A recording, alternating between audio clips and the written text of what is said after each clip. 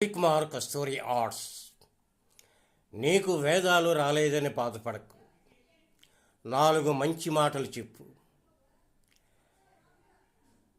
త్రేతాయుగం నాటి శ్రీరామచంద్రుడిలా నువ్వు లేవని బాధపడకు.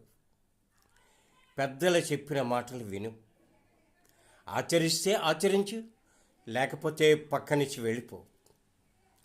ద్వాపర యుగం నాటి శ్రీకృష్ణుడిలాగా లేనని బాధపడకు.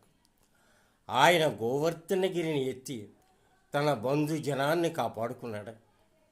కనీసం నీ కుటుంబాన్ని నువ్వు కాపాడుకో. సలహాలు ఇచ్చేటప్పుడు మొట్టమొదటిగా నువ్వు ఆచరించి ఆ తర్వాత సలహా ఇవ్వు. నువ్వు గాంధీ గారిలాగా అన్ని వీధులు తుడవలసిన పని లేదు.